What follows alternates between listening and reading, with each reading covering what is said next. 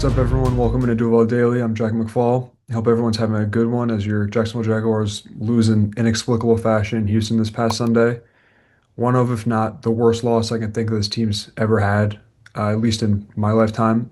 Very few losses are this inexcusable. I mean, the last time I can think of a loss leaving this bad of a taste in everyone's mouth, I think I look all the way back to Week 18, 2024, when the Jags lost to the Titans to be eliminated from playoff contention. That was when they started 8-3. Unfortunately, this loss is made two times as bad, looking at the division implications that come with it.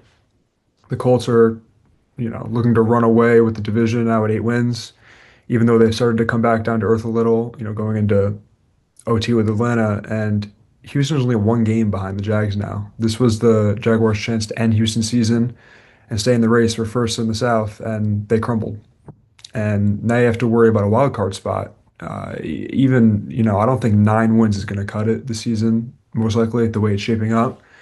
The Chiefs are not in a playoff spot right now, and they're going to end up with more than 9 wins, more likely than not. And, looking at that, it means you're probably going to need 10, maybe 11 even wins to secure a spot. And there's definitely winnable games on the way, but still losing games when you're in this race is tough, and especially losing a game like that is just awful, and it makes this loss sting so much worse. So let's get into what went into this loss and contributed to this, this shocking Sunday. So first off, I want to talk a little bit about something that I think hasn't been talked about much, and I'm kind of surprised it hasn't because to me, it's a big reason why the offense has been so underwhelming.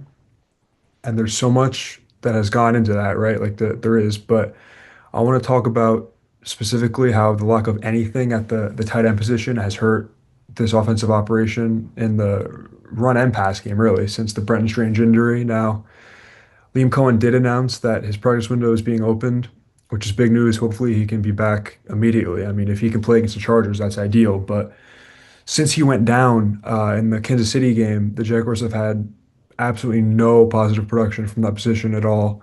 It's honestly at a point where it feels like opposing defenses can seemingly just kind of forget the position as a whole, which puts your entire operation at a disadvantage because they can use, that safety or linebacker that might be keeping an eye on that tight end in other ways, blitzing, sitting back in the zone, etc., whatever it may be.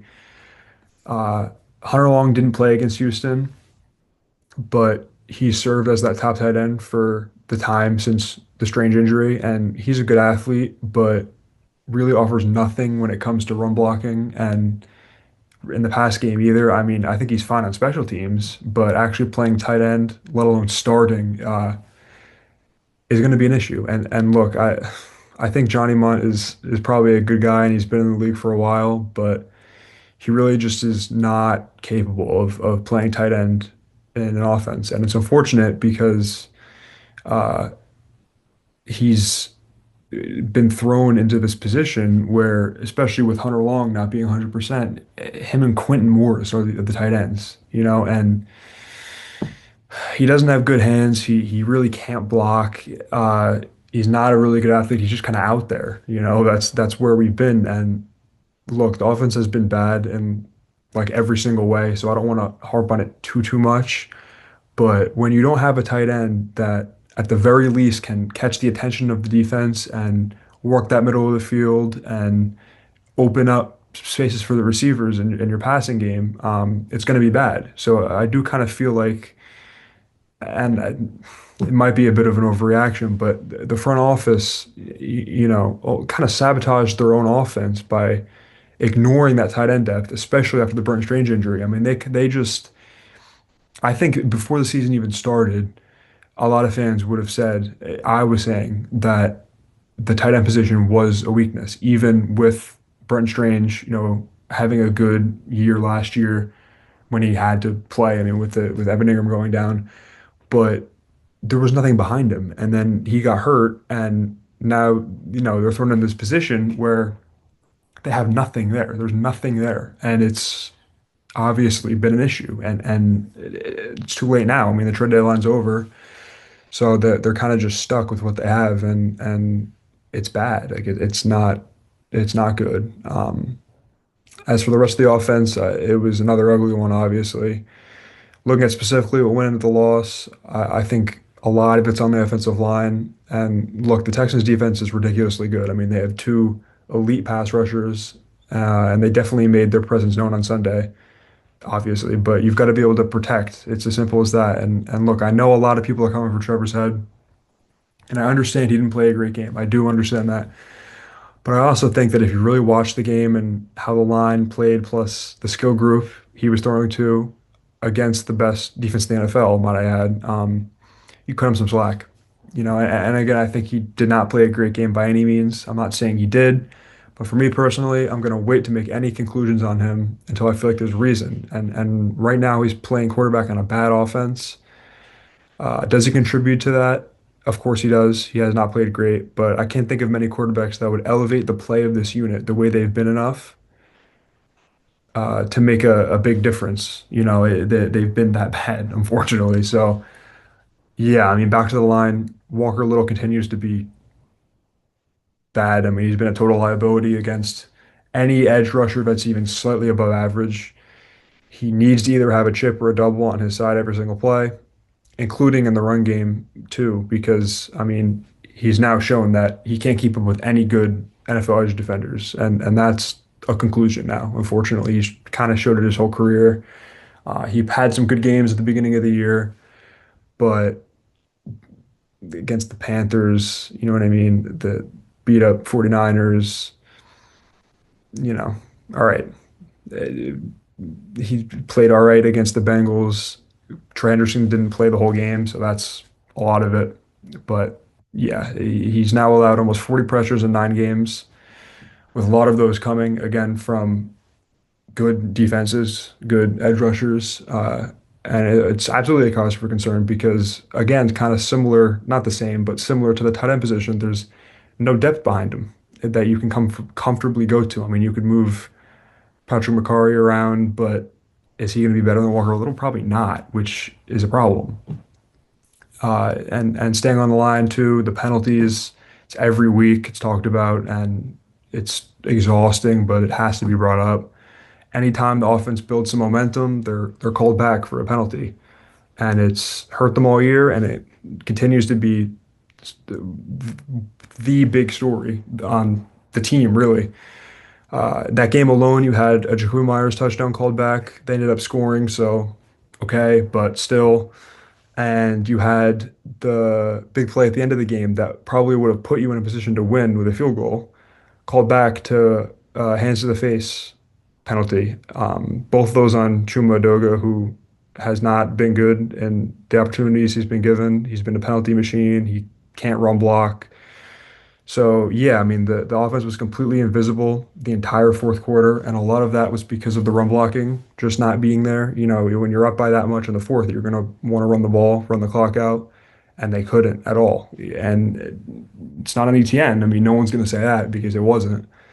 Um, and that was a game where legitimately, like, it could have been completely different if they even got one first down on offense in that fourth quarter. Like with the way the clock ended up, with the way that the Texans marched down the field at the end, like literally, if you get a couple first downs, you probably win that game, and they couldn't, and it's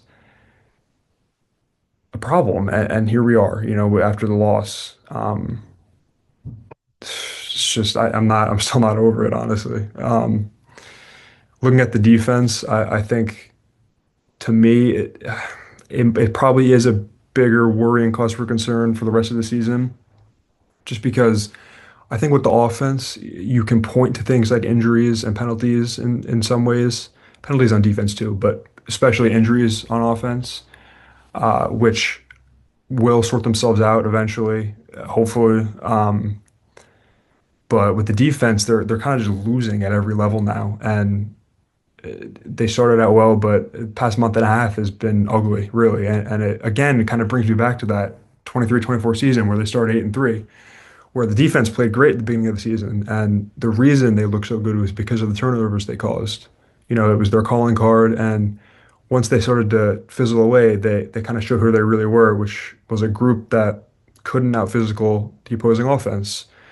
And look, the Jags pass rush, excuse me, has been and continues to be such a huge disappointment.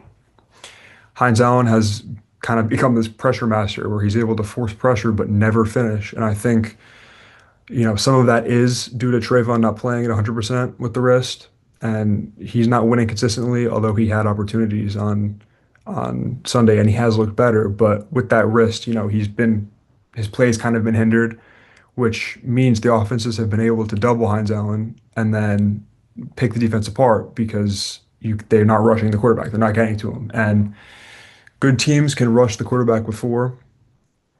That's a known fact, right? I mean, you have to be able to rush with four, and the Jags can't do it right now. No matter who's out there, they can't do it. And it's extremely upsetting because you're paying Heinz Allen like a premier edge rusher. Trayvon Walker, again, injuries, and he's played good the past 2 seasons, but he was the first overall pick. You're going to probably pay him a ton of money, realistically, and you have a lot more money scattered around the line, whether it's on the interior with, I mean, Eric Armstead, you have Devon Hamilton's getting paid. I mean, he's not much of a pass rusher, but he's getting paid. You have depth, veteran depth that have done nothing. Dwayne Smoot, Ogba, they've done nothing.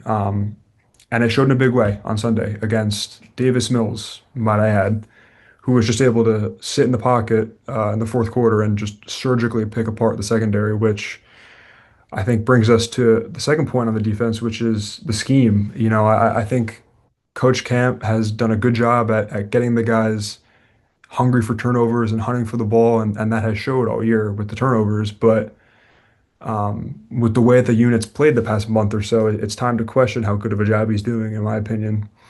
This is the second week in a row where the opposing team's best player has just taken over with no issue and no change, seemingly, like throughout the game. Last week was Bowers, obviously. He had like 12 catches and 3 touchdowns. And then this week was Nico Collins, who had another 100-yard game, excuse me, against the Jags. He's been a Jags killer ever since he came into the league, but schematically, especially this year and this game, it's like nothing was done to pay him any extra attention. And you'd like to think that, throughout the week, throughout the preparation leading up to the game, some emphasis would be made on him, and it probably was realistically, but you couldn't see it. It was not shown. Um, and you let him kind of take over and ruin a game against a backup quarterback. With backups, and Davis Mills has experience with Nico Collins and he started some games, but he's still a backup. And if you're able to take away the player that he feels like he can rely on, Nico Collins, with Geno Smith, it was Brock Bowers, um, that quarterback's going to struggle. And Geno's not a backup. Let me be clear about that. But they're going to struggle. It really is as simple as that. And again, it's kind of inexplicably happening. And they're leaving these guys one on one. They're not paying them any extra attention. And it's showing and it's hurting them. And it's a big reason why they lost. And staying on the schematic issues, I think that Texans last drive, the whole fourth quarter, but really the last drive is a great example of why it's become an issue and how it's become an issue. I think the defense played so soft in both run and pass plays. Uh, it was kind of as if they were more worried about not losing than winning, if that makes sense. They were way less physical on run plays. That they've been good in the run game the whole year. That's been the one thing you can kind of rely on with the team, but not in the fourth against the Texans. They were completely out physicaled. That the Texans averaged, I think it was like 9 yards a carry in the fourth quarter. Uh, yeah, and then the secondary played way too soft. I think, and that obviously is the scheme. They were playing this like soft zone. They were scared of getting beat over the top, so they were giving up these, 10, 12, 15-yard pass plays that obviously added up and they lost the game. So the one thing they couldn't do was let a backup quarterback come in and drive down and score 3 touchdowns in the fourth quarter. Uh, and here we are. So frustrating. This loss is going to sting for a long time. especially if the rest of the season doesn't go how we want it to. You got the Chargers coming up at home, which is another pretty solid defense, unfortunately, but it's the NFL. Herbert's been hit so much every week. I think he is the quarterback that's been hit the most this season. Uh, but will he against the Jags? I guess we'll have to see. The Jags should be getting some reinforcements on the injury front as well. Hopefully, Brian Thomas plays. Hopefully, Brenton Strange plays. Hopefully, Jordan Lewis plays. Devin Lloyd's back. You'll have a more comfortable Jacoby Myers, which will be a big help. He'll know the playbook better. He'll probably play more snaps. Um, but I think that this game coming up against the Chargers is going to tell you a lot. How they bounce back, how they play. I think it's going to tell you a lot, and I think it really is going to set the tone for the second half of the year. Uh, and that's my opinion. I think that's how a lot of people believe it to be. Um, yeah, and I'm sure Jordan will talk about that, leading up to the game throughout the week. I know he does such a good job, as you all know. But yeah, here we are. Um, thank you for tuning in. As fans, we deserve better about the team we care so much about, and hopefully Cohen and Co can get this turned around before it's too late, because this one hurts. But you can bounce back, and we'll see what happens. So, thank you. Enjoy your week, and yeah, go Jags.